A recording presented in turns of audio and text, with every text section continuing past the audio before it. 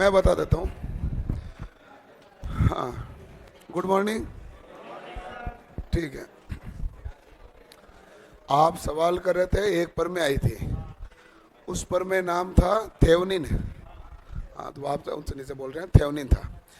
Actual में क्या है कि आपके परमेय के टोटल 3 सवाल है थ्योरम के पूरी में।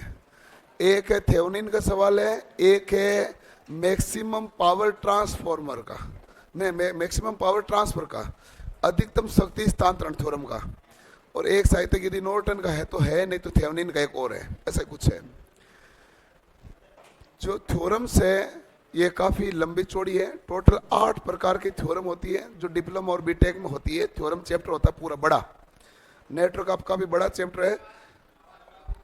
आवाज माइक की ठीक है, आज मेरी खुद की बैठी हुई है, मतलब वास्तव में बैठी हुई है। माइक की ये बढ़ा सकते हैं, इधर से बढ़ा देना भाई, ठीक है। तो टोटल 8 प्रकार की थ्योरम्स होती है। कौन सी होती है मैं नाम बता देता हूँ। एक होती है सुपरपोजिशन थ्योरम, डिप्लोमा में बीटेक में सुना होगा जिन्होंने भी किया। एक सुपरपोजिशन थ्योरम होती है, एक थेवनिन थ्योरम होती है, एक नॉर्टन थ्योरम होती है, एक रेसिप्रोकल थ्योरम होती है, एक मिलमैन्स थ्योरम होती है, एक टेलेगन्स थ्योरम होती है, एक अधिकतम शक्ति स्थानांतरण थ्योरम होती है। ठीक है, जो आपका थेवनिन थ्योरम का सवाल था उसमें यह करना होता है कि जितने भी एक्टिव एलिमेंट्स होते हैं उनको डिसेबल करके कुल प्रतिरोध का मान ज्ञात करना है। तो थेवनिन थ्योरम में RTH वैल्यू फाइंड आउट होती है, तो वो होती है। सवाल लेके आ जाना, जो भी सवाल मैं करा दूंगा। पूरी थ्योरम पढ़ाने का लेन देन है नहीं अपने इधर, जो भी सवाल है मैं करवा दूंगा, ठीक है ना। ओके, हम पढ़ रहे थे कैपेसिटर के बारे में, और कैपेसिटर के बारे में जो पढ़ा, C बराबर क्या होता है भाई, एप्सिलॉन A बाई D, ठीक है ना। और एक C बराबर क्या होता है भाई, Q बटा, दो चीजें हो गई, C बराबर एप्सिलॉन A बाई D और C बराबर Q बटा V, दो चीजें हैं हमारे पास। इनके बारे में हमने कल आराम से देखा था। हमने ये भी देखा था कि इनसे जो हमारा मात्रक निकला था वो एक तो फेरेड था, और यहाँ दूसरा क्या था भाई, कूलाम प्रति वोल्ट, कूलाम प्रति वोल्ट, ये था। फिर हमने कहा था कि धारिता किन कारकों पर निर्भर करती है, जिस हमने कहा कि प्लेटों के क्षेत्रफल पर निर्भर करती है, ठीक है, और दो प्लेटों के बीच की दूरी पर निर्भर करती है, ठीक है, और किस पर निर्भर करती है, उनके बीच में भरे गए पदार्थ पर निर्भर करती है, तापमान पर निर्भर करती है, प्लेटों के चालकता के ऊपर निर्भर करेगी, और प्लेटों की संख्या पर। लेकिन ये प्लेट की मोटाई, वोल्टेज और आवृत्ति पर निर्भर नहीं करती, ठीक है। ये हमने कल देखा था। आज हम देखते हैं, पहले तो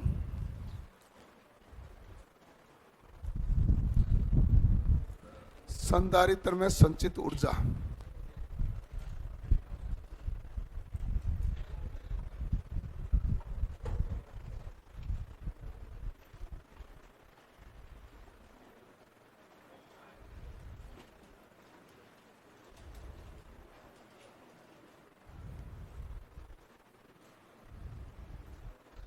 संधारित्र में संचित ऊर्जा, ठीक है भाई।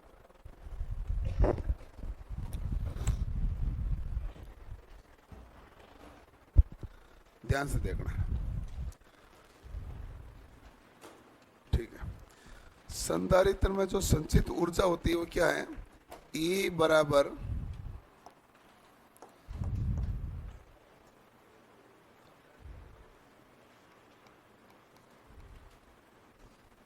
एक बटा दो CV स्क्वायर,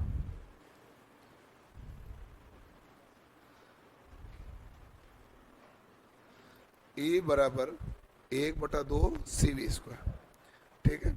जहाँ C हमारे पास क्या होती है, धारिता, C क्या होती है भाई, धारिता, और V हमारे पास क्या होता है, वोल्ट या वीवो, ठीक है।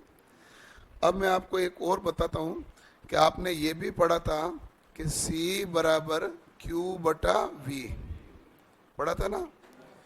C बराबर Q बटा V पढ़ा था, तो यहां से आपके पास ये भी प्राप्त हो गया होगा V बराबर Q बटा C, क्योंकि V ऊपर चला गया तो C तिरछा आ गया नीचे, V बराबर Q बटा C। इसमें मैं ऊर्जा का फॉर्मूला लगाऊंगा तो 1/2 तो है ही, गुणा क्या है C, तो C ठीक ही है। आगे क्या लिखा हुआ है V स्क्वायर, तो V की जगह में क्या लिख दूं Q बटा C गुणा Q बटा C, तो C से C क्या हो गया कैंसिल। अब तो E बराबर क्या हुआ 1/2 Q स्क्वायर बटा C। ये सूत्र और ये सूत्र दोनों क्या है सेम ही है, दोनों सेम ही है। ये तो मैंने C बराबर Q बटा V की सहायता से बना दिया। तो हमारे पास मेन सूत्र तो यही होता है, संचित ऊर्जा क्या होती है E बराबर 1/2 CV स्क्वायर, और यहाँ E बराबर 1/2 Q स्क्वायर बटा C। क्लियर, सोल्व करो। किसी के पास रामायण बुक है क्या अभी? है तो देना भाई, किसी के पास तो होगी, बैग में पड़े आ लो। आपके पास है? नहीं है, ओके। होते तो उसमें एक सवाल था, अच्छा करवाता।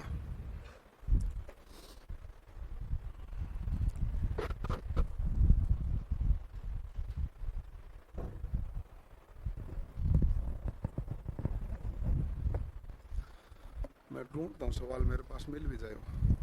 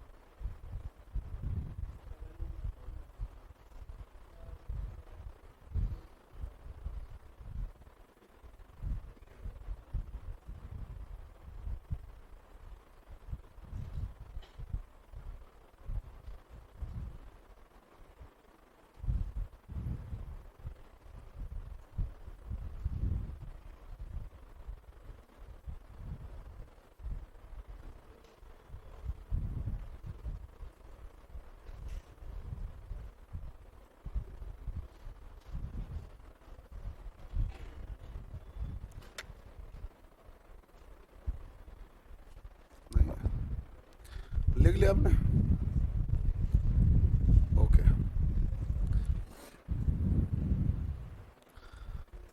अब मैं क्वेश्चन देता हूं इसमें।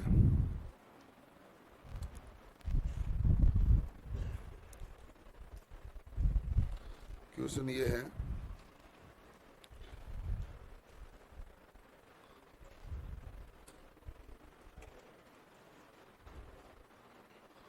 बीस माइक्रोफेरेड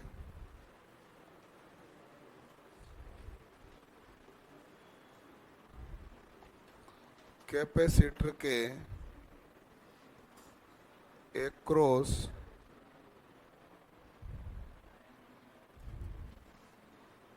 विभव का मान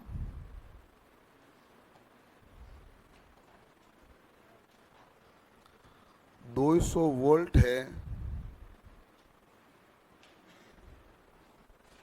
तो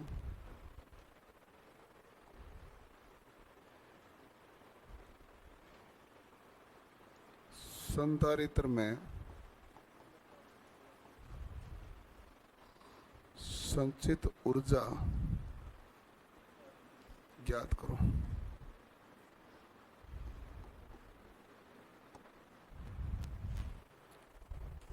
करो भाई सवाल।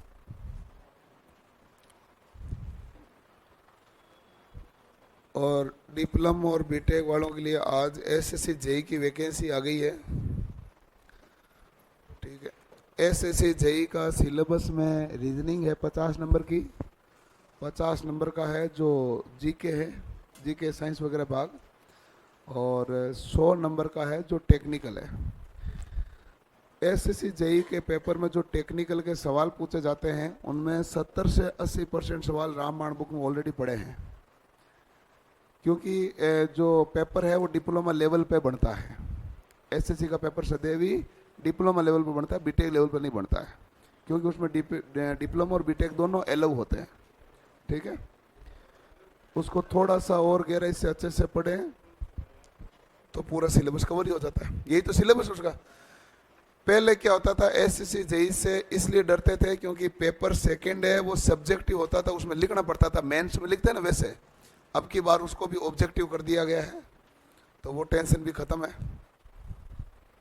डिप्लोमा वालों को एक्स्ट्रा कुछ नहीं करना है, घर पे जाके टेक्निकल थोड़ी ज्यादा पढ़नी है, बाकी जो पढ़ रहे हो वही पढ़ो। मतलब चेंजेस कुछ नहीं है, घर पे जाके टेक्निकल थोड़ा विशेष पढ़ना है। 50 नंबर की रीजनिंग, 50 नंबर की जीके, 100 नंबर की टेक्निकल, ये है पेपर फर्स्ट। पेपर सेकंड है जो बाद में होगा, उसमें केवल टेक्निकल आएगा, वो भी 100 सवाल। उत्तर करो इसका।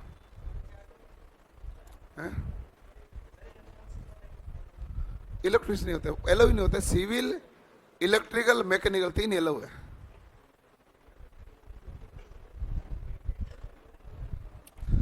अब देखो कि ऊर्जा ज्ञात करो, आवाज मत करो भाई।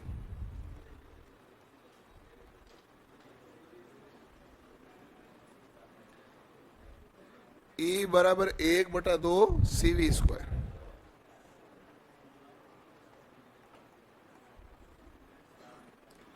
एक बटा दो। सी का मान कितना है भाई? 20। 20 क्या है भाई? माइक्रो, 10 की घात -6।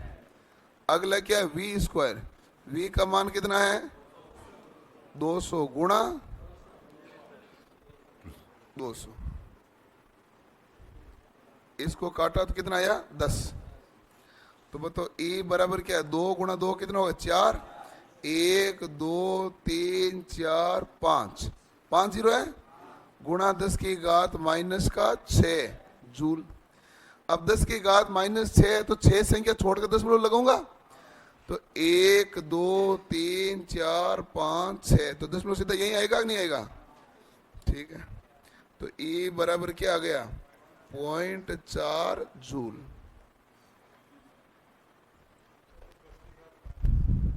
दस की घात -6 कैसे आया? ये माइक्रो है, और माइक्रो का मतलब 10 की घात क्या होता है? -6।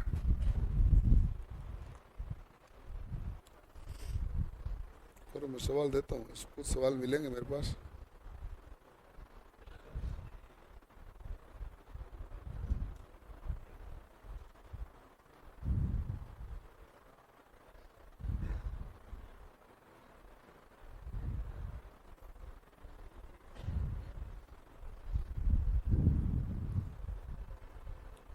ठीक है, ओके, लिख लिया? जल्दी करो।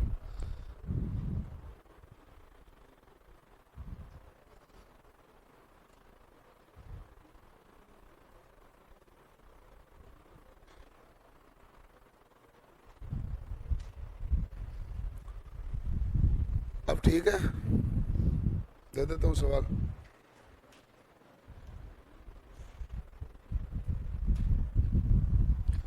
सौ वोल्ट की बैटरी का प्रयोग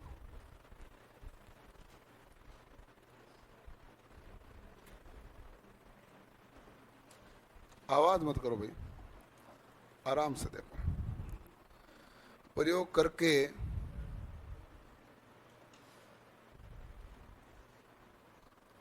एक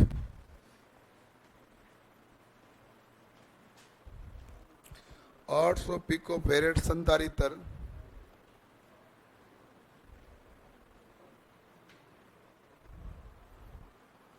यानी कि कैपेसिटर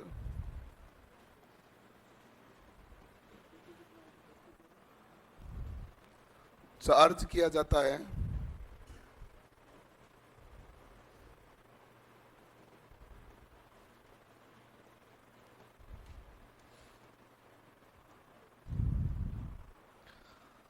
चार्ज किया जाता है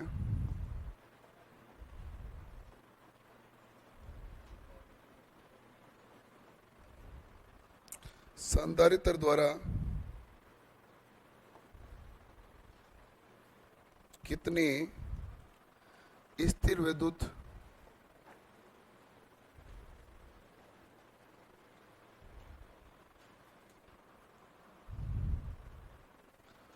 ऊर्जा संग्रहित की जाती है? कितनी ऊर्जा संग्रहित की जाती है? बताइए।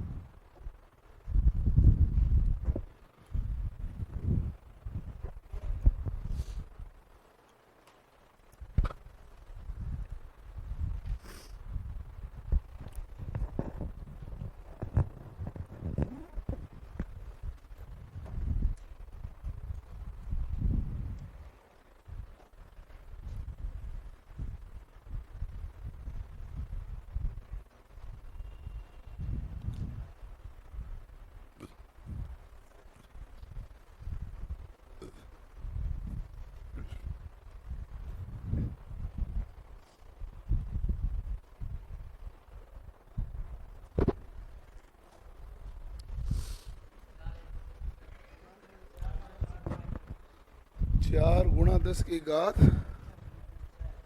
-6 जूल, यही आ रहा है। सब चेक कर लेना, क्योंकि ये सवाल परीक्षा में आए हुए हैं, वही करवा रहा हूँ। और इस सवाल में सूत्र का मातावड़ी नहीं है, मेरे को 10 की घात से डरना नहीं है। और क्या सवाल सूत्र तो क्या वही तो लगेगा। सूत्र क्या है भाई?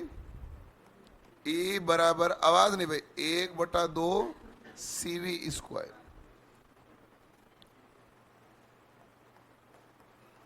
1/2 C का मान कितना है? 800। 800 क्या है? पिको फेरेड। पिको फेरेड का मतलब 10 की घात -12 इंटू वी स्क्वायर क्या होगा? 100 गुणा 100। सही बात है। अब इसको 2 से काटोगे तो कितना आएगा भाई? 400। ठीक है। अब एक बात बताओ, मैं इसको 400 को 4 गुणा 100 लिख दूं? 100 का मतलब 10 की घात क्या होता है? 2 इंटू 10 की घात आगे क्या है? -12। 100 का मतलब 10 की घात 2। 10 की घात 2 का मतलब 10 गुणा 10 क्या होता है? 100 ही तो होता है। और ये भी 100 के आगे 10 की घात 2। अब आधार समान है तो घातें क्या होगी? जुड़ेगी।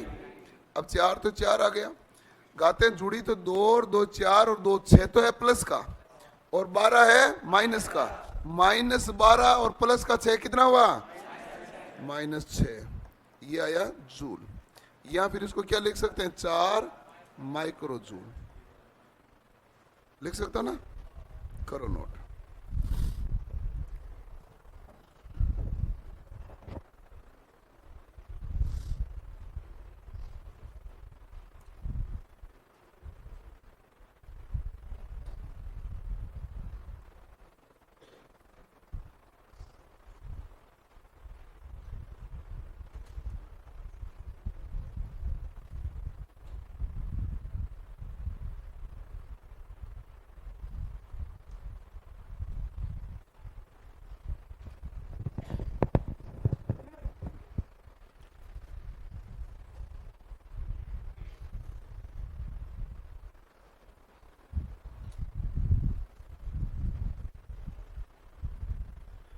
हो गया भाई?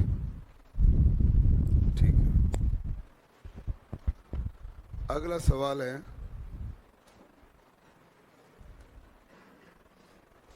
नेक्स्ट।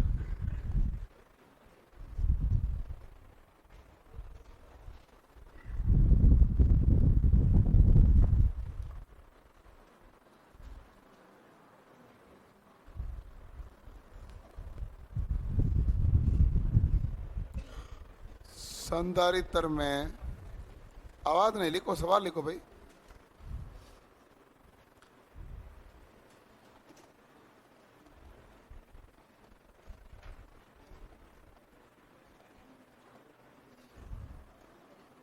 संचित आवेश का मान निर्धारित करें।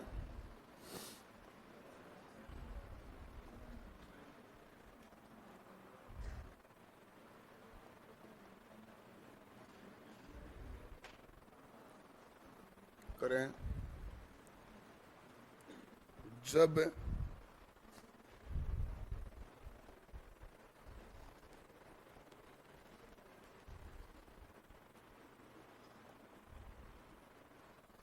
संधारित्र का मान 0.01 मिली फेरेड और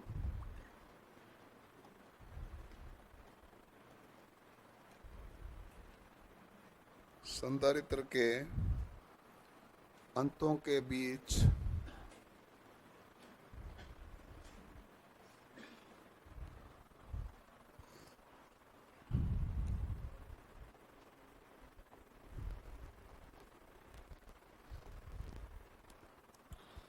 पोटेंशियल डिफरेंस 20 वोल्ट है।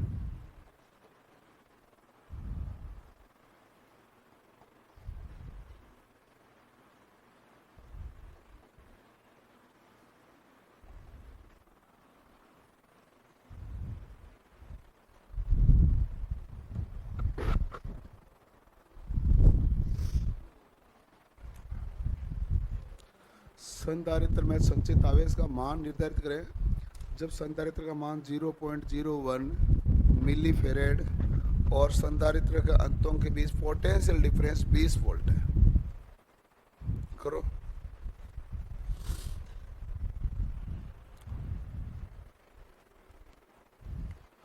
सब सवाल सीधे तरीके के हैं।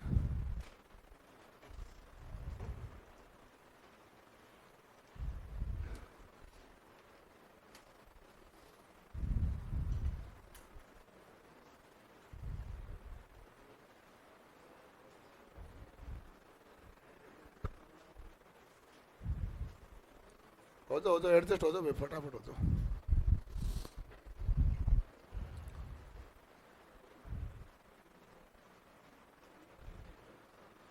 उधर वाली टेबल है साइज तक छोटी है कि बराबर साइज की है? लिख लिया? हो गया सोल्व?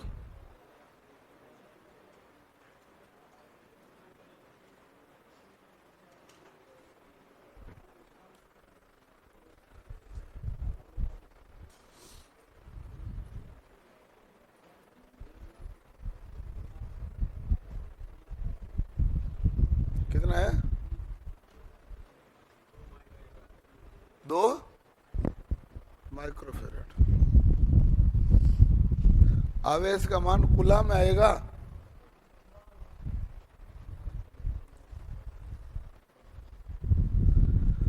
इतना आप पता नहीं क्या करें, इतना टफ है थोड़ी नहीं है।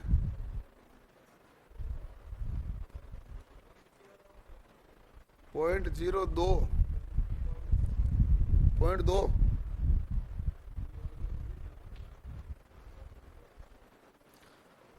आसान सवाल है। अरे भाई आपके पास सूत्र ये था C बराबर Q बटा V। आपको ज्ञात क्या करना है? Q बराबर क्या होगा? C गुणा V। तो बताओ C का मान है कितना? 0.01 है। ठीक है, 0.01 क्या है? मिली है ना, तो गुणा 10 की घात -3 लिख दूं। आगे क्या है? वोल्ट कितना है भाई? 20। ठीक है, पॉइंट हटाए तो कितना आया भाई? 100। ठीक है, इसको काटा तो कितना आया? 5। 1 में 5 का भाग दिया तो क्या आया? 0.2 इंटू इसको क्या लिख दूं मैं? मिली। 0.2 मिली कुलाम। और यहां फिर आप क्या लिखोगे? 0.0002 कुलाम। यही होता है कि नहीं होता है? तो 0.2 मिली कुलाम ही है, लिख लो।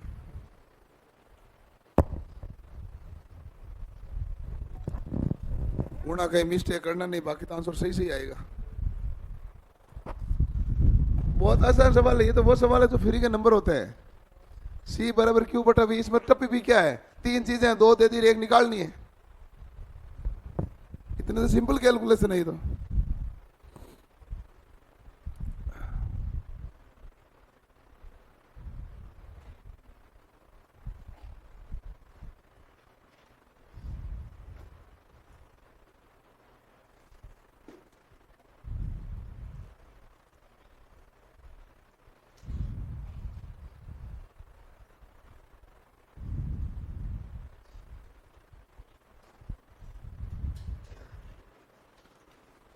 ओके, ठीक है। अब आता है संधारित्र का संयोजन, कैपेसिटर का कनेक्शन, ठीक है।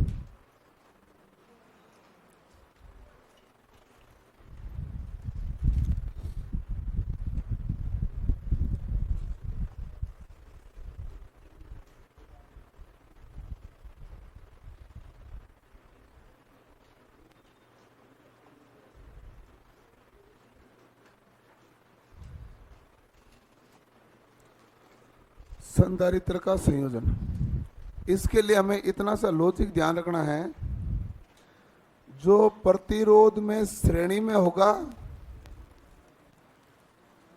वो कैपेसिटर में कहां पर होगा, समांतर में।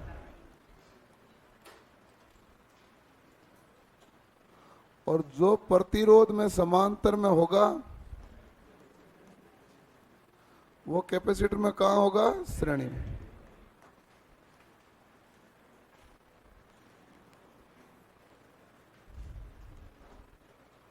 क्लियर है? उल्टा होता है, एक्स सी का प्रभाव आता है उसके कारण होता है। अभी एक्स सी का प्रभाव अभी थोड़ी देर में आएगा। अब आपको संधारित्र संयोजन में सबसे पहला संयोजन कौन सा है, श्रेणी क्रम संयोजन। ये तो मैंने याद रखने के लिए लिखा है, हमेशा ऐसा ही लगेगा, ठीक है।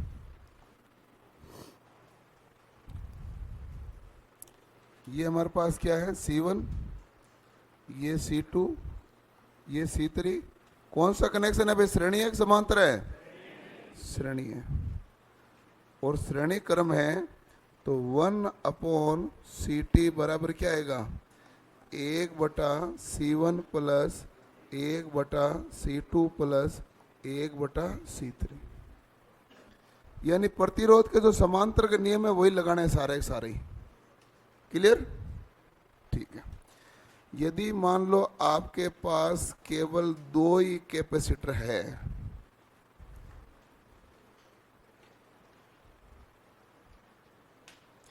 एक C1 है एक C2 है, तो आप क्या कहते हैं भाई, इसका भी 1/CT बराबर क्या होगा, 1/C1 प्लस 1/C2। इसको हल करते हैं ना तो सीधा हो जाता है, CT बराबर क्या हो जाता है, C1 गुणा C2 बटा C1 प्लस ये होता है, ठीक है। हल करते हैं तो ये सीधा हो जाता है। क्लियर, ओके, ये करो।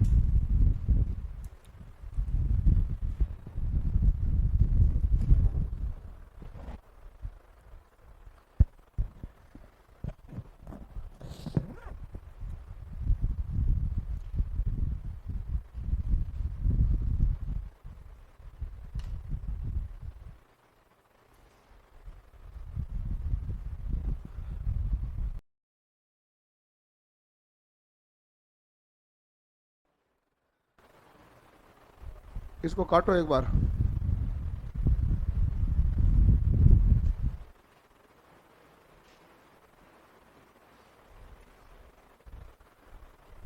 इकहत्तर बच्चे में से एक बच्चे की वॉइस कम आई है, समझे? तो इसका मतलब वॉइस की प्रॉब्लम नहीं है, फोन की प्रॉब्लम है कि नहीं भाई? सिंपल लॉजिक है। यदि मान लो 71 एट ए टाइम लाइव चल रहा है, अभी 79 जो भी चल रहा है, और उसमें एक बच्चे की प्रॉब्लम आई है, तो प्रॉब्लम किसकी है, मोबाइल की है। वॉइस की प्रॉब्लम होती है तो बहुत सारे कमेंट आते हैं, आवाज नहीं आ रही, आवाज नहीं आ रही, आवाज नहीं आ रही, ऐसे है। क्या कह रहे हो?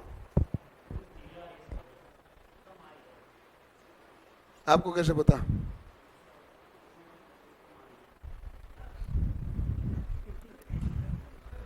मुझे 4 साल हो गए इसमें, ये ऑनलाइन नहीं कर रहा हूं मैं कमेंट दे के बता देता हूं।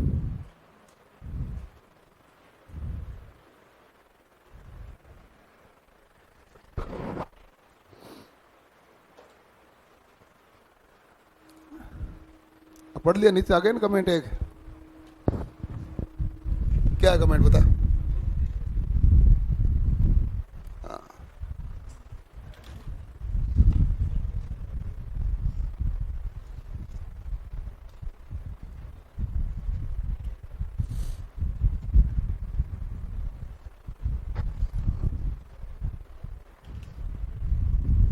ठीक है, ओके। लिख लिया भाई, लिख रहे हो?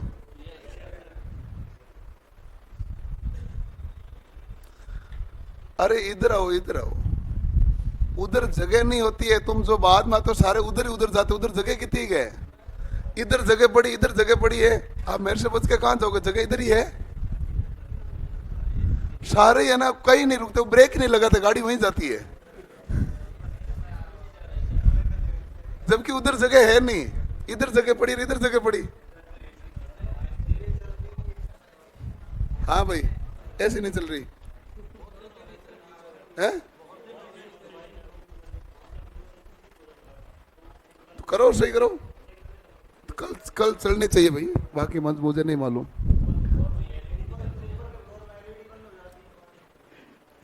ये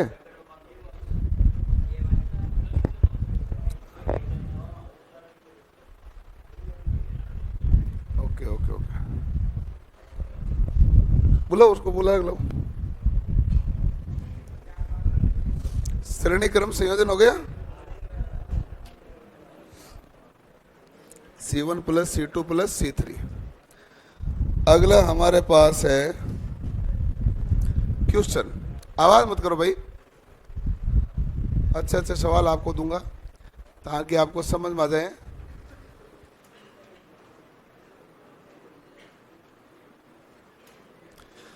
एक आपके 10 फेरेड दे दिया, एक 40 फेरेड दे दिया, तो सवाल है कि टोटल सीटी का मान क्या है? करो, बुला के लाओ उसको।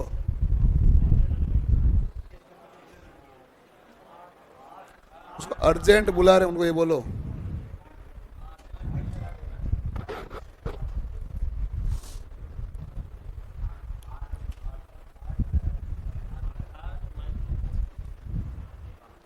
आठ आ गया। तो एक तो है सीटी बराबर C1 गुणा C2 बटा C1 प्लस C2। C1 का मान कितना है? 10 गुणा C2 का मान 40 बटा 10 प्लस 40, तो बराबर क्या होगा भाई? 400 बटा 50 बराबर कितना है? 8 फेरेड। एक तो ऐसा कर लिया। एक चाहो तो आप ऐसे करो, ये हम सीखने के क्रम में चल रहे हैं तो सारे तरीके देख लेते हैं।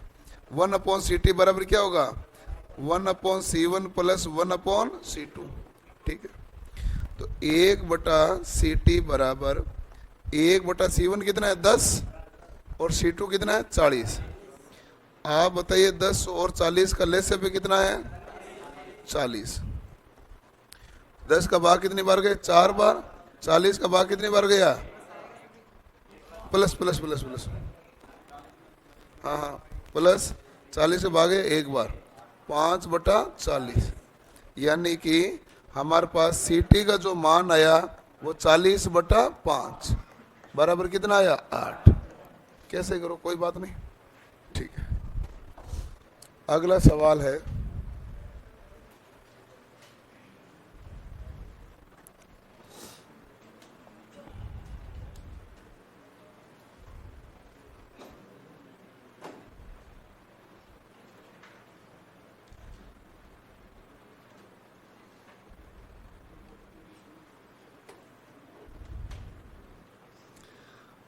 बीस फेरेड,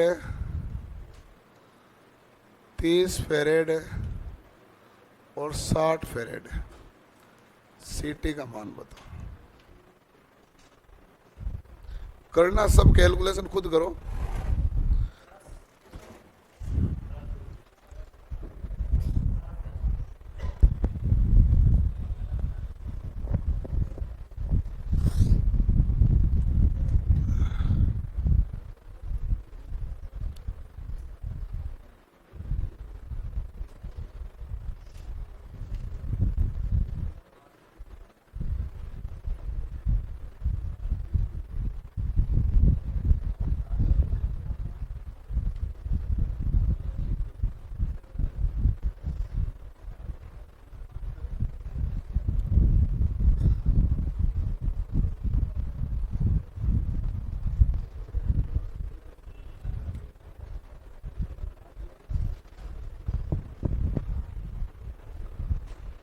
हो गया।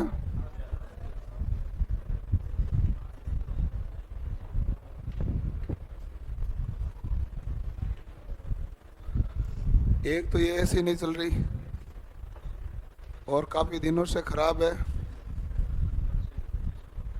कल से रही वापस खराब हो गई। ऊपर वाली दो एलईडी नहीं चल रही, बार बार बंद होती ऊपर। कौन सी?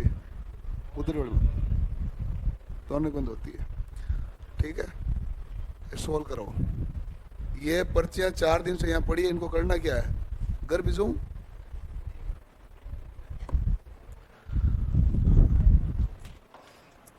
20, 30 और 60। तो अब देखो इसका क्या है मान भाई? 10 है क्या? 1/20 प्लस 1/30 प्लस 1/60। ठीक है, तो 1/CT बराबर 20, 30 और 60 का एलसीएम क्या होता है भाई? 60। 20 का भाग कितनी बार है? 3 बार। 30 का कितनी बार? 2 बार। और 60 का कितने? 1 बार। 3 2 5 1 6, 6/60। ठीक है, तो सीटी बराबर क्या हो जाएगा भाई? 60/6 बराबर कितना आएगा? 10 फेरे। ठीक है, हो गया भाई। एक आपने लिखा है श्रेणी क्रम में, तो एक लाइन और लिखना है। जहां श्रेणी क्रम पढ़ा ना, वहां ये भी लिखना है श्रेणी क्रम में आवेश सदैव एक समान होता है। श्रेणी क्रम में क्या समान होता है? आवेश। ये लिखना।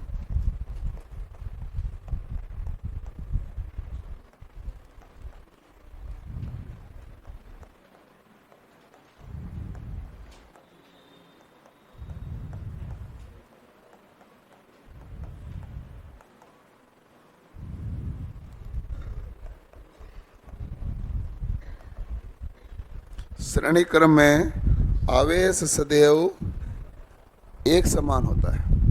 ठीक है,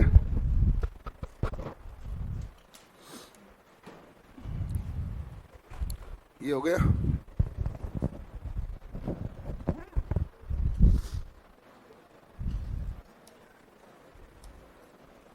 ओके, और देता हूं भाई सवाल। श्रेणी क्रम ही चल रहा अभी। एक ही लाइन लिखनी थी। श्रेणी क्रम आवेश सदैव एक समान होता है यदि C मान के n संधारित्र श्रेणी क्रम में संयोजित है, तो कुल धारिता का मान क्या होगा? यदि C मान के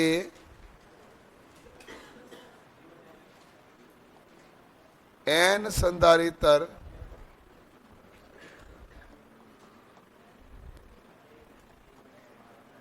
श्रेणी क्रम में संयोजित हो तो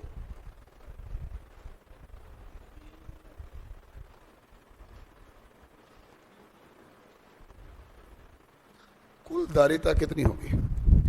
यदि C मान के कितना संधारित्र भाई? n। C मान के n संधारित्र श्रेणी क्रम में संयोजन है तो कुल धारिता कितनी होगी? यही ज्ञात करना है। ठीक है, और C मान के n संधारित्र को देखना भाई ध्यान से। अभी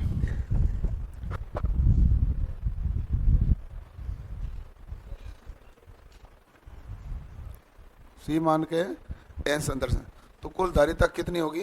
तो आप कहना इस समय कुल धारिता जो होगी वो होगी C/n, क्योंकि प्रतिरोध में समांतर वाली कंडीशन ही लगती है। क्वेश्चन यही बनेगा 30 फेरेड के प्रत्येक 30 फेरेड के प्रत्येक 30 फेरेड के 6 संधारित्र श्रेणी क्रम में संयोजित हो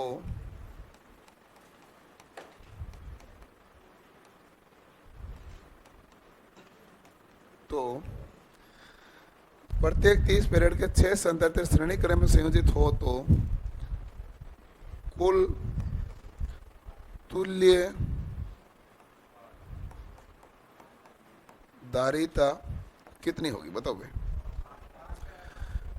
30 फेरेड के कितने संधारित्र है भाई? 6। ठीक है, कुल धारिता CT बराबर क्या होगा भाई? 30/6 बराबर कितना आया? 5। ठीक है, ये संयोजन कौन सा कहलाएगा भाई? श्रेणी क्रम संयोजन।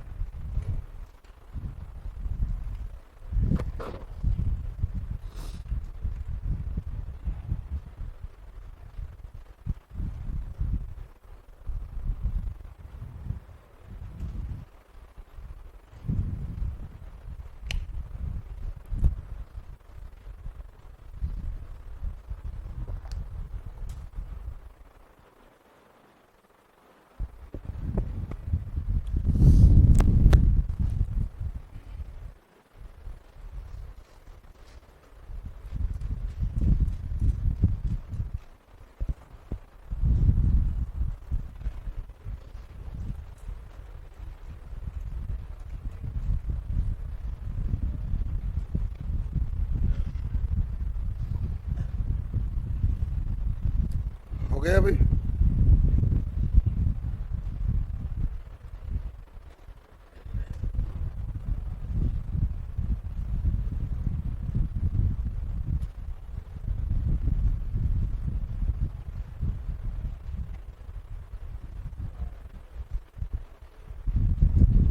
ठीक है,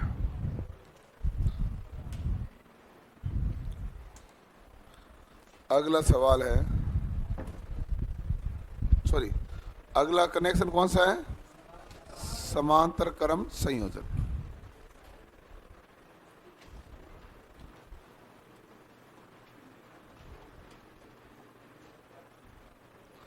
समांतर क्रम संयोजन में पहला तो आप कहोगे विभव का मान क्या होता है भाई? एक समान। विभव का मान एक समांतर क्रम में विभव का मान एक समान होता है ना? एक समान होता है। दूसरा ये है, यदि आपने समांतर क्रम में ये किया C1 C2 और C3,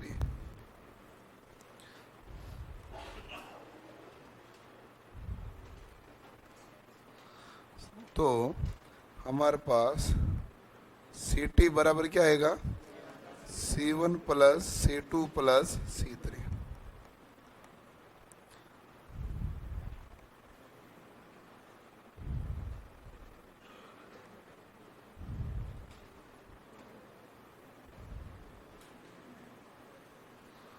तो CT बराबर क्या आएगा भाई?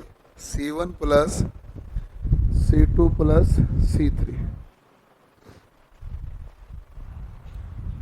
ओके, ये है समांतर क्रम संयोजन का। एक कोई सा भी सवाल दे दो।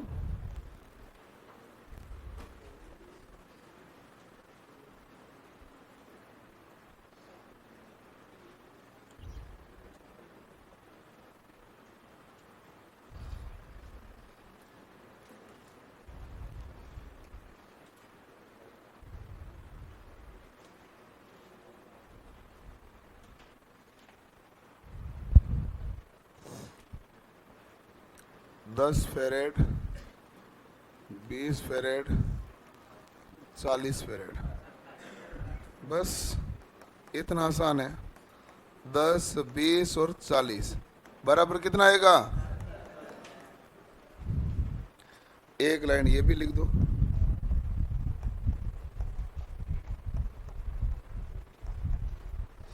यदि C मान के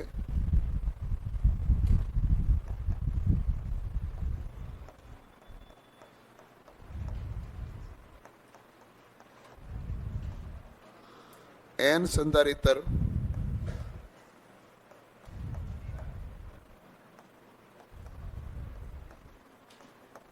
समांतर क्रम में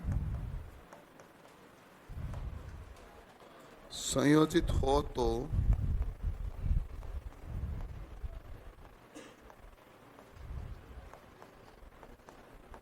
कुल धारिता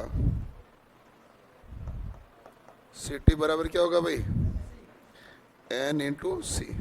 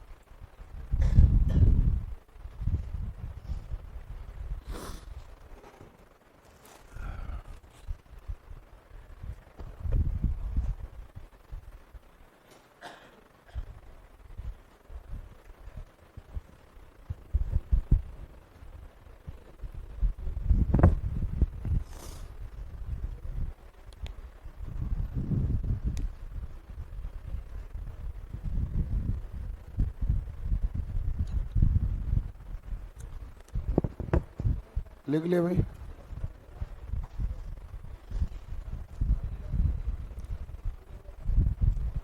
ओके,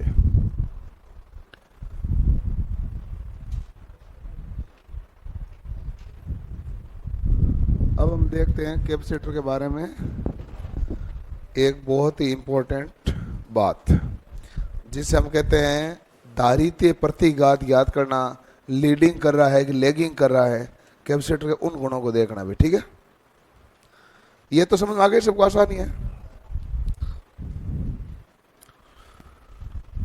अगला हमारे पास है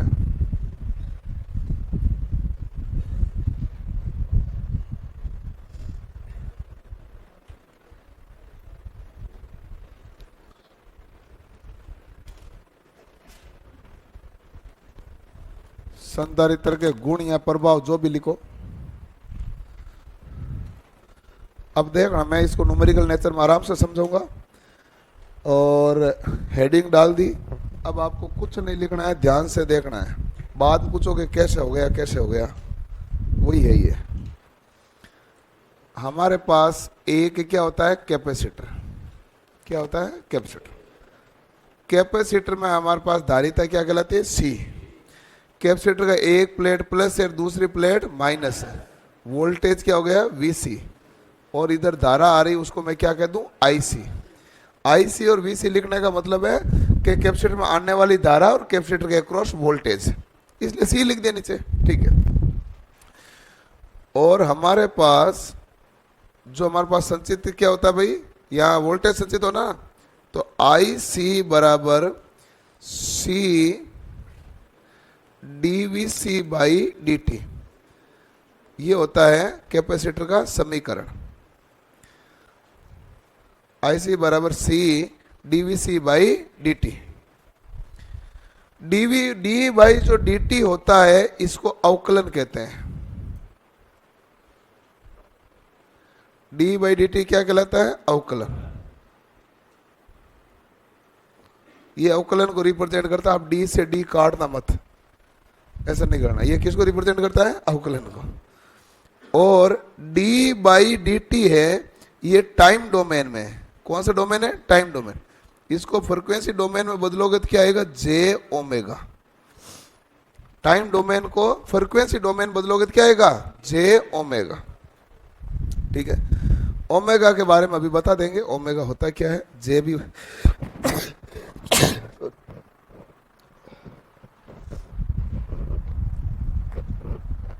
ओमेगा के बारे में भी बता देंगे और जे के बारे में भी बता देंगे। अब देखो, यहां तक जे और ओमेगा आया, ये तो इक्वेशन थी जे और ओमेगा आया। सबसे पहले मैं बता दूं ओमेगा होता क्या है। ओमेगा बराबर होता है 2 पाई एफ। ओमेगा बराबर क्या होता है, 2 पाई एफ। ओमेगा हमारे पास कहलाता है कोणीय वेग। क्या कहलाता है, कोणीय वेग। और इसका मात्रक होता है रेडियन प्रति सेकंड। और ओमेगा बराबर 2 पाई एफ होता है। एफ हमारे पास क्या होती है? आवर्ती। और इसका मात्रा क्या होता है? हर्ट्ज। तो यहां पर ओमेगा क्या, ये तो मैंने समझा दिया। तो बताओ आवर्ती में ट्रांसफर हो रहा है कि नहीं हो रहा? डी बाई डी टी, ये टाइम डोमेन है, ये कौन सा डोमेन है? फ्रिक्वेंसी। ठीक है, तो डी बाई डी टी किस में आया भाई? जे ओमेगा में। यहां तक तकलीफ नहीं है। अब बढ़ते हैं आगे। एक जे आया, तब दूसरा एक और सवाल बनेगा आपके सामने कि ये जे क्या है। लिखना कुछ नहीं, मैं आपको एक एक पहले टर्म बता दूं जे क्या है। आप देखते हैं तो गणित पढ़ते हैं तो यहाँ आती है ना संख्या लिखी हुई, ये होता है भाई 0, इधर क्या आता है? -1, -2 और -3। ये हमारे पास 1 2 3 इसी प्रकार चलता है, यही होता है। तो -3 से बड़ा -2, -2 से बड़ा -1, -1 से बड़ा 0, 0 से बड़ा 1, 1 से बड़ा 2, 2 से बड़ा 3। ये इसके लिए तो होती है गणित की। बताओ ये कौन सा मान होता है? वास्तविक मान। वास्तविक मान होता है ना। ये कौन सा मान है? वास्तविक ही है। मैं तो चेक कर रहा था आपको क्या नाम दो आते हैं तो तुरंत काल्पनिक कर दिया। काल्पनिक यहां कहां है? ये तो एक ही स्केल है, प्लस और माइनस है तो वास्तविक मान। बताओ वास्तविक संख्या, पूर्ण संख्या वास्तविक है कि नहीं है? पूर्णांक वास्तविक है कि नहीं है? तो यही तो है, माइनस वाले तो वास्तविक है। काल्पनिक मान आता है यहां पर, यहां जो मान आता है वो क्या कहलाता है? काल्पनिक। और यहां मान आता है वो क्या कहलाता है? वास्तविक। काल्पनिक मान होता है जे, 2J ऐसे, या आयोटा 2 आयोटा ऐसे बोला जाता है। जहां पर आपने जनरली 11वीं 12वीं में जब पढ़ा था इसको नाम आयोटा बोला था, वो आयोटा ही है ये। ठीक है, अब बताओ वास्तविक संख्या और काल्पनिक संख्या के बीच कोण कितने डिग्री का है? 90 डिग्री का। ये भी आपके में तो आएगा, कोण भी कितना डिग्री का? 90 डिग्री। ठीक है, तो एक वास्तविक संख्या होती है, दूसरी कौन सी संख्या होती है? काल्पनिक। और काल्पनिक जे कोण कितना डिग्री बढ़ाता है? 90 डिग्री। जे के बारे में और बताऊं तो मैं इतना बता सकता हूं, जे बराबर होता है √-1। और जे स्क्वायर बराबर करते हैं, ये आयोटा स्क्वायर बराबर तो -1। आपको मैं गणित याद दिलाऊं तो बताओ 4 का वर्गमूल कितना होता है? 2। -4 का वर्गमूल, अरे 2 आयोटा। तुम डूबोगे कहीं जाके। प्लस माइनस में हो ही सकता है, रूट का तो कोई वैल्यू प्लस माइनस में आएगी। लेकिन अब ये -2 और +2 और ये नहीं है। जैसे मान लो ये क्या होता है? 2 कौन सा आता है? प्लस माइनस आता है कि नहीं आता? +-2। और √-4 लिखते क्या हो गया? +-2 आयोटा। आयोटा कह दो, यहां क्या कह दो? जे, क्योंकि माइनस में 1 आता है, रूट में तो क्या क्या आएगा? जे बनता है। और आप कहते थे ये कौन सी संख्या है? काल्पनिक। ठीक है, मेरे जितना अपने जितना इधर काम का है उतना पूरा लेते जाएंगे। और मैं आपको ये समझाने का तात्पर्य है कि मैं शब्दों के अर्थ बता रहा हूं, क्योंकि जो जो शब्द आ रहे हैं उसका अर्थ मालूम होना चाहिए। मैं टेक्निकल पढ़ा रहा हूं तो इसका मतलब मैं ये पढ़ा रहा हूं और मैं चाहता हूं कि ये अर्थ आपको पता हो, इसलिए मैंने यहां बता दिया। ठीक है, पर तुम यहीं रहते हैं। अब देखो कैपेसिटर में संचित क्या होता है? वोल्टेज। कैपेसिटर की धारिता क्या होती है? C। अंदर धारा क्या आ रही है? I। I बराबर क्या है? C dV/dt। d/dt कौन सी राशि है? अवकलन। d/dt को आप फ्रीक्वेंसी डोमेन बदलोगे तो क्या आएगा? J omega. ठीक है, अब देखो इसको सोल्व करते हैं। सोल्व करते हैं तो I आ गया, C हमारे पास क्या आ गया भाई? C। d/dt हमारे पास क्या होता है भाई? J omega. और VC को हमने क्या लिख दिया? V। बताओ मैंने कोई गड़बड़ लिखा है क्या? I लिख दिया, C की जगह C लिखा, V की जगह V लिखा। केवल d/dt को मैंने क्या लिखा? J omega. ओके, अब देखो ये हमारे पास है I बराबर J ओमेगा, जो हमारे पास लिख दिया J ओमेगा C गुणा V। बताओ मैंने कुछ ऊपर नीचे लिखा? नहीं, मैंने J ओमेगा को आगे ले आया। इतना ही किया ना? है तो वो का वही, J ओमेगा वो का वही है ना। तो J ओमेगा को कहां ले आया? आगे। और कोई दिक्कत नहीं। जैसा था वैसा लिखा, और मैं लिखा हूं तो ये फॉर्मूला परीक्षा में पूछा जाता है, आप पहली बार देख रहे होंगे इसलिए वो तनाव हो सकता है, बाकी परीक्षा में पूछा जाता है। अच्छा आगे देखो, ओमेगा सी के बारे में पहले इधर देखना पड़ेगा होता क्या है। एक्स सी होता है 1/ओमेगा सी बराबर, ओमेगा बराबर क्या होता है 2πf, तो 1/2πfc, ये किसके बराबर है यहाँ एक्स सी बराबर 1/ओमेगा सी, और ओमेगा बराबर क्या होता है 2πf, तो 1/2πfc। अब देखो इसको कहते क्या है, इसको कहते हैं दारितीय प्रतिघात।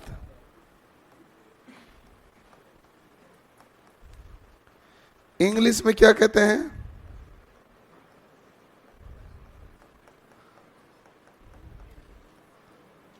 Capacitive reactance.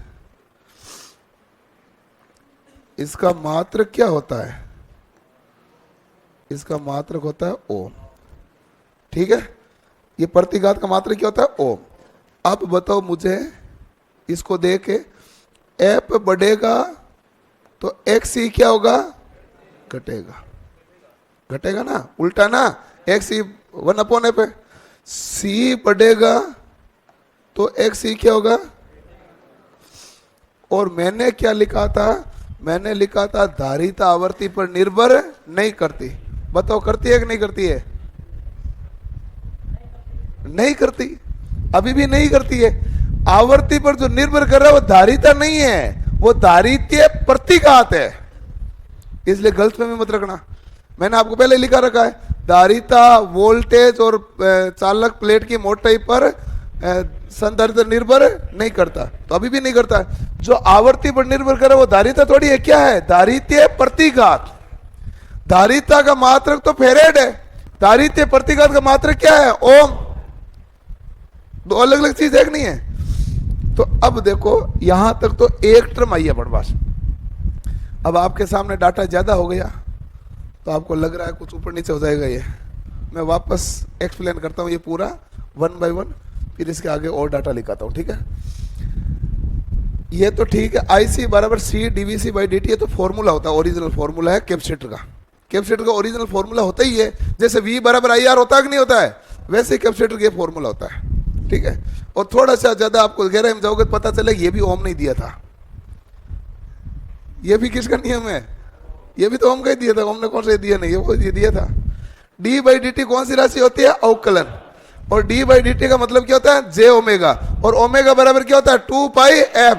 एफ क्या होती है, आवर्ती, किस में ली जाती है, हर्ट्ज में, और ओमेगा क्या होता है कोणीय वेग, मात्रा क्या होता है रेडियन प्रति सेकंड, और जे हमारे पास क्या होता है काल्पनिक संख्या, और जे बराबर √-1 या जे स्क्वायर बराबर क्या होता है -1, और जे के कारण कोण कितना डिग्री बन रहा है 90 डिग्री। ये मैंने आपको गणित की संख्या में दिखा दिया। आई बराबर आई की जगह आई, सी की जगह सी, d/dt की जगह j ओमेगा, और v की जगह v। j ओमेगा मैंने क्या ले लिया आगे, तो j ओमेगा c गुणा v। अब एक और टर्म आया कि ओमेगा c को हमें सोल्व करना है, तो xc बराबर क्या होता है 1/ओमेगा c, ओमेगा बराबर 2πf, तो आप कहेंगे xc बराबर क्या होता है 1/2πfc। एक्स क्या कहलाता है, धारितीय प्रतिघात, इंग्लिश में कहलाता है कैपेसिटिव रिएक्टेंस, मात्र क्या होता है ओम। आवर्ती बढ़ेगी तो एक्सी घटेगा, सी बढ़ेगा तो भी एक्सी घटेगा।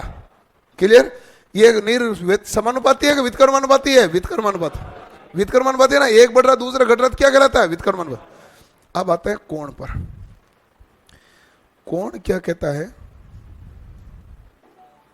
कोण ये कहता है ये है वोल्टेज, वोल्टेज के साथ जे है, तो वोल्टेज के साथ 90 डिग्री कोण बनाएगा तो क्या आएगा धारा, ये है वोल्टेज। वोल्टेज के साथ जे आएगा, जे का मतलब कोण कितने डिग्री बना रहा है 90 डिग्री, तो मेरे पास क्या आ रही है धारा, यही कह रहा है एक चुल में अर्थ तो यही है ना भाई। वोल्टेज है, वोल्टेज के साथ जे है, जे मतलब कोण कितना डिग्री बनाएगा 90 डिग्री, 90 डिग्री बनाएगा तो क्या आ जाएगा, वोल्टेज के साथ कोण बनाएगा तो क्या आ जाएगा धारा। ठीक है, अब बताओ धारा आगे है कि पीछे है, आगे, तो बहुत बार पूछा हुआ है। शुद्ध संधारित्र में धारा विभव से 90 डिग्री अग्रगामी, ब्रैकेट में लिख देते हैं लीडिंग, अग्रगामी होती है। कितना डिग्री अग्रगामी है? 90 डिग्री, क्योंकि जे के कारण कोण कितना डिग्री बनता है? 90 डिग्री। अब इस इक्वेशन को फाइनल लिखता हूं, आई बराबर वी जहां है वहीं लिख दिया, नहीं लिख दिया? लिख दिया। ओमेगा सी नीचे था तो एक्स सी कहां आया? ऊपर, और ओमेगा सी ऊपर है तो एक्स सी कहां आएगा? नीचे। जे का मतलब कोण कितना डिग्री? 90 डिग्री। ये फिर फाइनल इक्वेशन बनी है?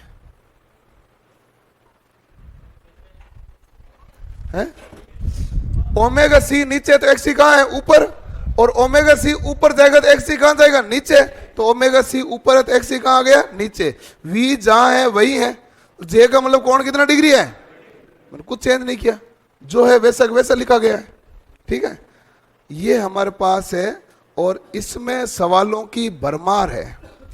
एक भी लाइन ऐसी नहीं बता सकते जो परीक्षा में नहीं पूछी हुई है। ठीक है, पहले करो नोट, फिर एक बार वापस समझेंगे। ये हाई डोज हो गया है, चीज है, इसके बिना तो ऐसी थ्योरी चलती ही नहीं, बिल्कुल ही। चीज तो यही है, हम वापस समझेंगे एक बार।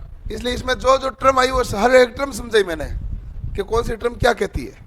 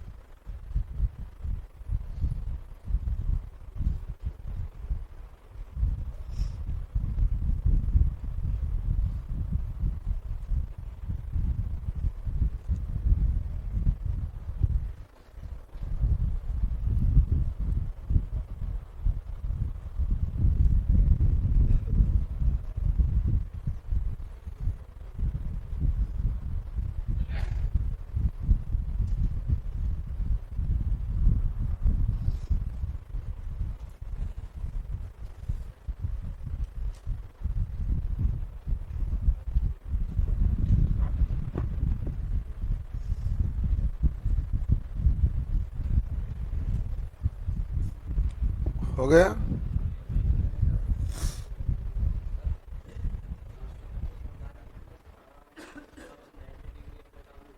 क्या हुआ?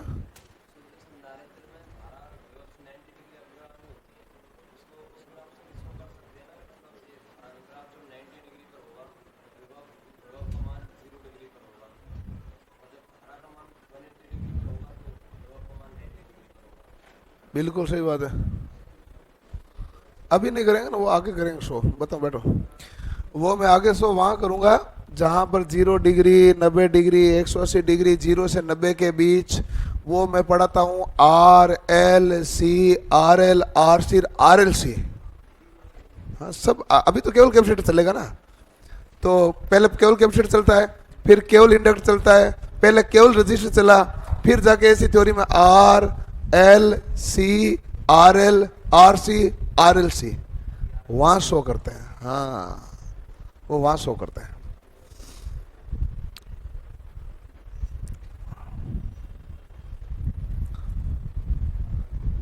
ठीक है, लिख ही लिया होगा।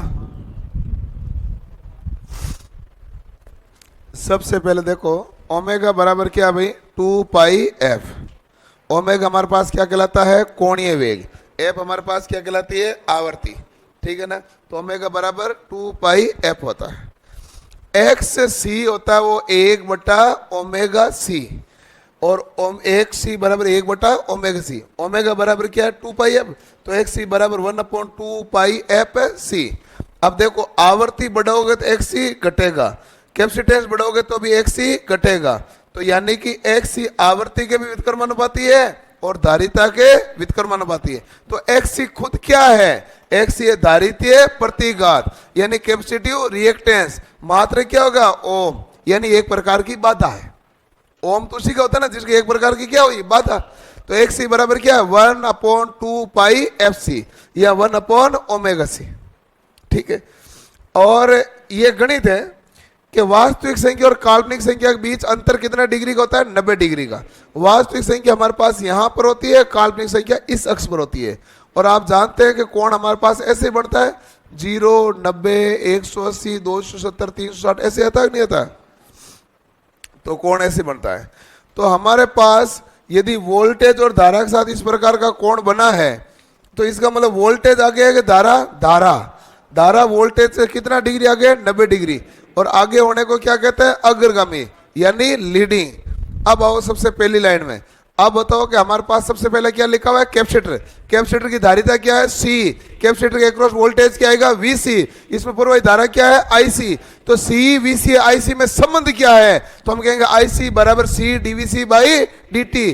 डी बाई डी कौन सी राशि होती है? अवकलन।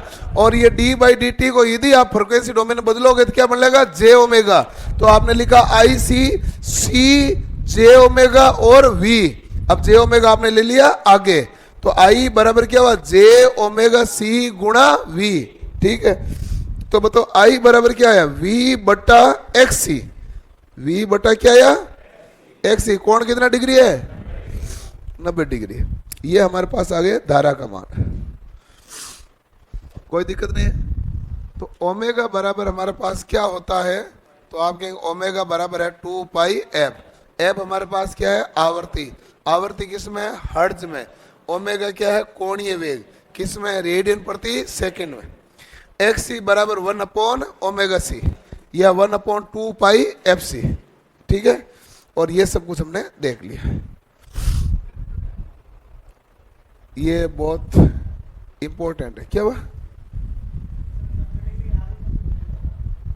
देख लो, वोल्टेज के साथ 90 डिग्री कोण बनाया तब धारा आई कि नहीं आई? तो वोल्टेज के साथ 90 डिग्री का कोण बनाया तभी तो धारा आई। और कोण तो इधर ही बनता है। आपने गणित पढ़ा होगा, फर्स्ट क्वाड्रेंट, सेकंड, थर्ड और फोर्थ। तो कोण तो बढ़ने का मतलब इधर ही है। कोण तो इस डायरेक्शन में चलता है, इस डायरेक्शन में चलेगा। क्लियर?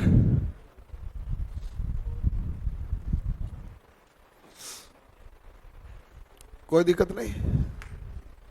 चलो डायरेक्ट कैसे भी आ सकते हैं। क्वेश्चन कैसे आते हैं इसका पूछने का तात्पर्य है? बाहर जाओगे? क्यों? क्वेश्चन कैसे आते हैं? वो पूछने का मतलब ये होता है कि आप बिना किताब पढ़े बैठते हो, आप जाके सवाल खोलो तो सही। मैं कितना बताऊंगा कैसे आते हैं? यदि मैं आपको पूछूंगा आपके पापा के बुआ के लड़के का नाम क्या है, तो आपको पता है तो बता दोगे, नहीं तो बैठे रहो, कैसे आओ ना। लॉजिक इतना ही है ना। तो आपको ये चीज आएगी तो पर्सन कैसे आओ बता दोगे, और ये चीज आएगी नहीं तो पर्सन कैसे आओ, क्या कर लोगे? है? मुझे ही पता है पहली बार पढ़ रहे हो, लेकिन मैंने आपको कई बार बोला है कि तुम घर जाके सवाल पढ़ो, तो तुम वो तो क्यों नहीं पढ़ रहे हो? नहीं पढ़ते हो। वो पढ़ते तो तुम डाउट लाते, और डाउट लाने से मुझे पता चल जाता है कौन सा सवाल कहां डाउट आएगा। मैं हर एक चैप्टर मुझे पता है, मैं जो डाउट आता है वो डाउट आता ही मुझे पता चल जाता है ये उसने पढ़ के आया कि नहीं आया। पढ़ो भाई, सवाल तो करने पड़ेंगे ना। सवाल करे बिना आप कैसे कर सकते कोई चीज? हर एक लाइन सवाल पूछी हुई है, हर एक लाइन। इसमें एक सिंगल लाइन ऐसी नहीं है जो सवाल नहीं पूछी गई। पहले ये जे नहीं पूछता था, आजकल 2 एग्जाम हुए उसमें जे की वैल्यू भी पूछ ली। आगे और आएगा इसी थ्योरी में जे प्लस माइनस। तो मैं कैसे भी कितने बता दूं कोई फर्क नहीं पड़ना है, जब तक कि तुम जाके सवाल नहीं करोगे।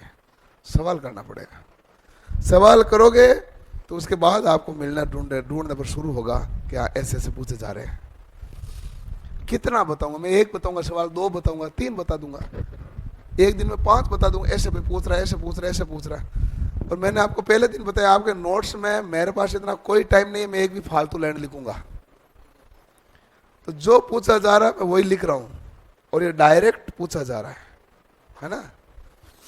और आपको ये फॉर्मूला दे के घबराहट छोटी मोटी हो रही होगी। मैं आपको बात बताऊं, ऐसी थ्योरी में 40 फॉर्मूला है। कितना है?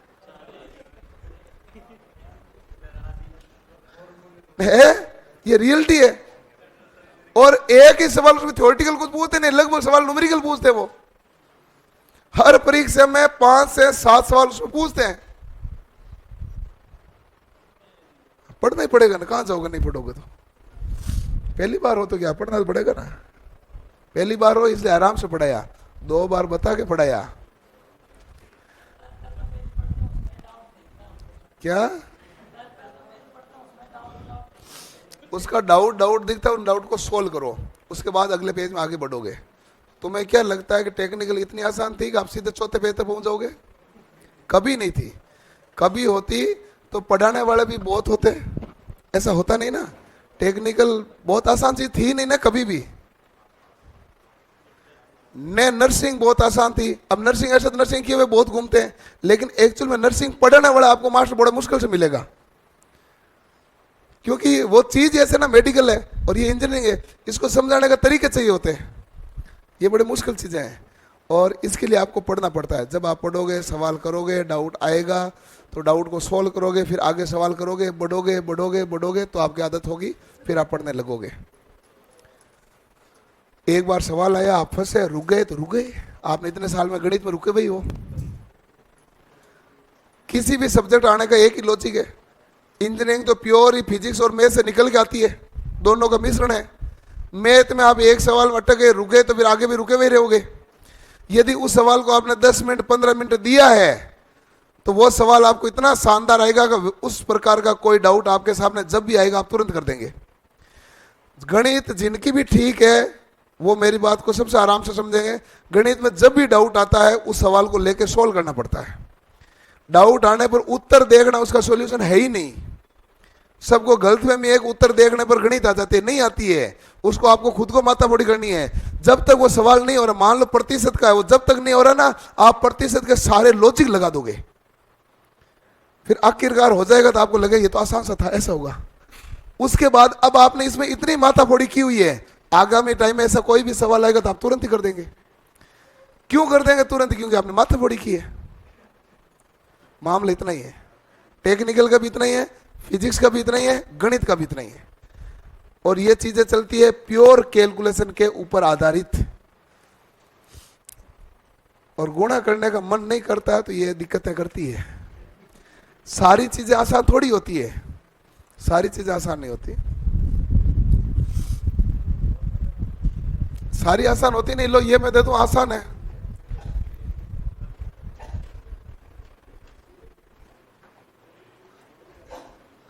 लो अब मैं देता हूं ना आपको, आसान देता हूं।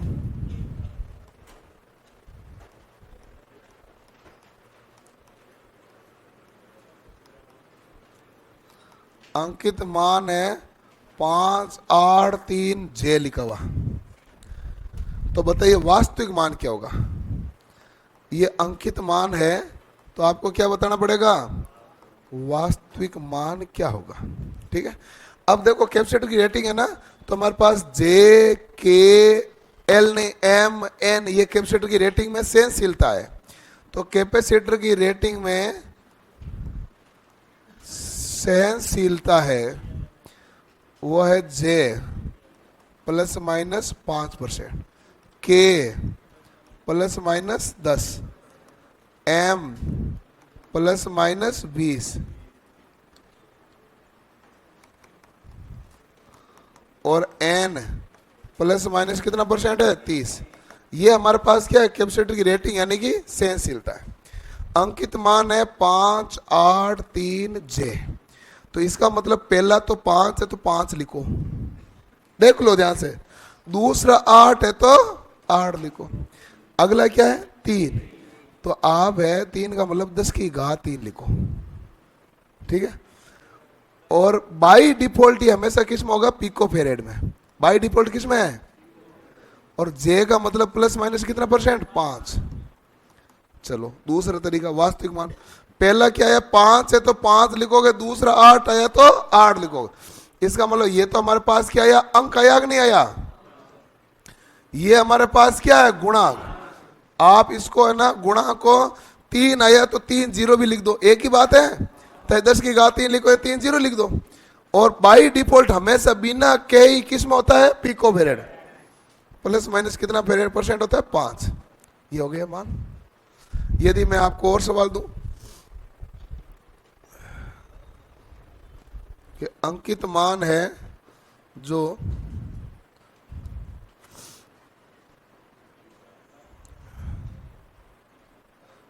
4, 7, 2 एन। अब तो वास्तविक मान क्या आएगा,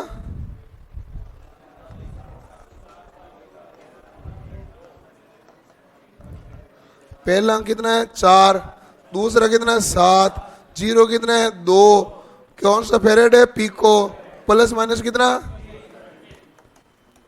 अब सारे आसान थोड़ी होते हैं, ये आसान हो गया, लेकिन वो फॉर्मूला ही रहना है।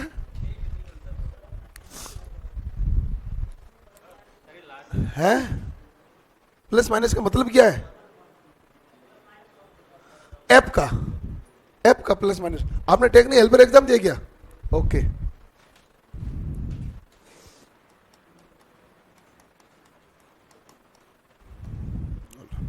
मैं पहचान लेता हूं, सवाल पूछते कौन सा कहां से आया है, एफ है। ये आज तक पहली बार इस टेक्निकल हेल्पर में पूछा गया है।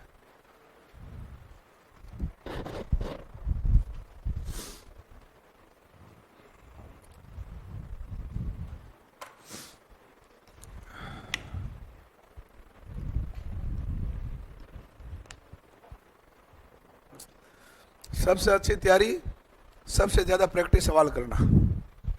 गणित हो चाहे फिजिक्स हो और चाहे टेक्निकल हो।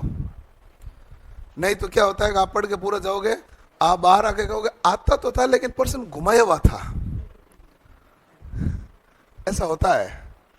और यदि आप ढंग से सवाल पढ़ के जाओगे, मेहनत करके जाओगे, तो ये पर्सन घुमाया वाले लाइन खत्म हो जाती है।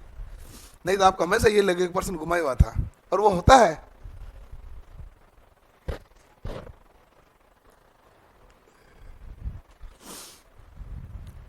क्लियर। कल पढ़ेंगे कैपेसिटर का वर्गीकरण कार्य के आधार पर, पैरावैद्युतिक पदार्थ के आधार पर। ठीक है, क्या हुआ, ओके।